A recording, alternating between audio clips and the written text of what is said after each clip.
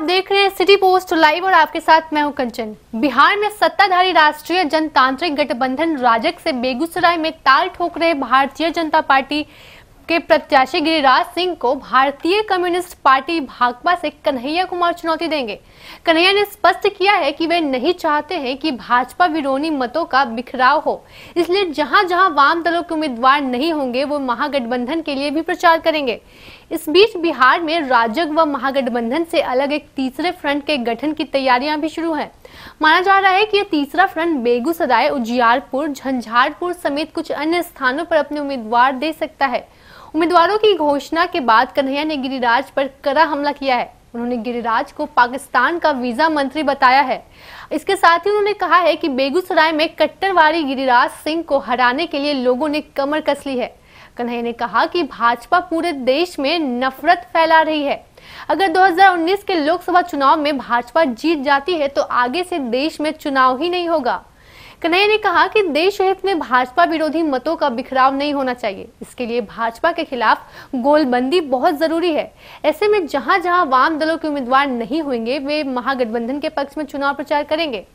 कन्हैया कुमार छात्र जीवन से ही भाकपा से जुड़े रहे हैं। वे भाकपा के छात्र संगठन अखिल भारतीय छात्र परिषद के नेता रहे हैं। वे 2015 में जवाहरलाल नेहरू विश्वविद्यालय छात्र संघ के अध्यक्ष पद के लिए निर्वाचित हुए थे। इसके साथ ही वे बिहार के बेगूसराय के मूल निवासी हैं। फरवरी 2016 में जेएनयू में कश्मीरी अलगाववादी व भारतीय संसद पर हमले के दोषी मोहम्मद अफजल गुरु को फांसी दिए जाने के खिलाफ एक छात्र रैली में राष्ट्र विरोधी नारे लगाने के आरोप में पुलिस ने देशद्रोह का मामला उनके ऊपर दर्ज किया था, जिसमें कन्हैया भी आरोपित किए गए थे। दिल्ली पुलिस ने उन्हें गिरफ्तार किया। बाद में 2 मार्च 2016 को उन्हें अंतरिम जमानत पर रिहा किया गया। यह मुकदमा कोर्ट में लंबित है। फिलहाल कन्हैया कुमार भाकपा नेता हैं। वे देश में प्रधानमंत्री नरेंद्र मोदी व भाजपा की नीतियों के खिलाफ चेहरा बनकर उभरे हैं। उन्होंने एक किताब बिहार टू तिहाड़ भी लिखी है। कन्हैया प्रधानमंत्री नरेंद्र मोदी के प्रबल विरोधी के रूप में सामने आए हैं। इसके साथ ही विपक्ष ने कन्हैया में भाजपा व पीएम मोदी विरोधी चेहरा देखा, लेकिन वाम दलों के महागठबंधन में शामिल नहीं होने के कारण कन्हैया महागठबंधन के साझा उम्मीदवार नहीं बन सके। इसके बाद वाम दलों ने उन्हें अपना साझा उम्मीदवार बनाया है। उनके खिलाफ भाजपा के फायर ब्रांड नेता व केंद्र की मोदी सरकार में मंत्री गिरिराज सिंह होंगे।